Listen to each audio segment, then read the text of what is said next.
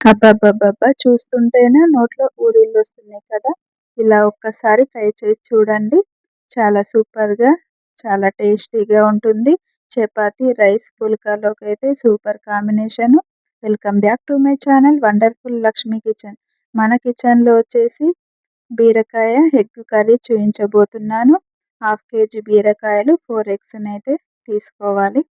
Stove పైన కడాయి పెట్టుకొని కడాయి కాస్త వేడయ్యాక 2 స్పూన్స్ ఆయిలు వేసుకొని, ఆయిల్ కూడా కాస్త వేడయ్యాక హాఫ్ టీ స్పూన్ జీలకర్ర, హాఫ్ టీ స్పూన్ ఆవాలు వేసుకొనైతే ఆవాలు, జీలకర్ర కాస్త వేగాక 2 పచ్చిమిర్చినైతే తీసుకొనైతే పొడవుగా కట్ చేసుకొని వేసుకోవాలి. పచ్చిమిర్చి కాస్త వేగాక మీడియం సైజ్ ఉల్లిపాయనైతే తీసుకొని సన్నగా కట్ చేసుకొని వేసుకోవాలి. ఇలా ఉల్లిపాయ బాగా వేయింపుకోవాలి. బ్రౌన్ కలర్ వచ్చే వరకైతే వేయించుకోవాలి. ఇలా మధ్య మధ్యలో కలుపుతూ ఉండాలి. బ్రౌన్ కలర్ వచ్చాక హాఫ్ టీ స్పూన్ పసుపునైతే వేసుకోవాలి. పసుపు వేసాక కాస్త కలుపుకొనైతే బీరకాయలనైతే పైన తొక్క తీసి సన్నగా కట్ చేసుకొనైతే ఇలా వేసుకోవాలి. హాఫ్ కేజీ బీరకాయలనైతే వేసుకుంటున్నాను. ఇది కాస్త మగ్గాక బీరకాయలు మగ్గడానికైతే టైం పడుతుంది ఫ్రెండ్స్. ఇలా మధ్య మధ్యలో కలుపుతూ మూత పెట్టామంటే కాస్త మగ్గుతాయి.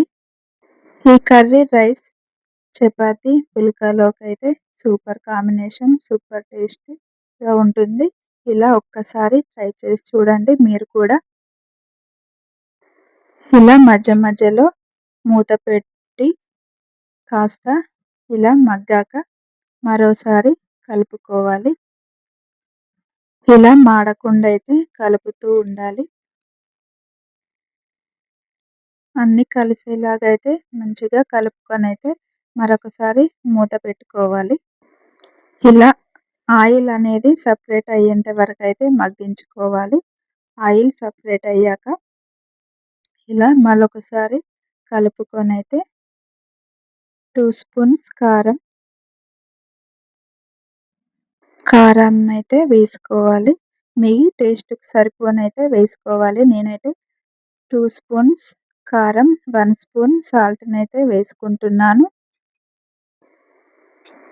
అలానే ఇలా కలుపుకుంటూ అడుగంటకుండా అయితే ఇలా కలుపుతూ ఉండాలి. మధ్య మధ్యలో కలుపుతూ ఉండాలి.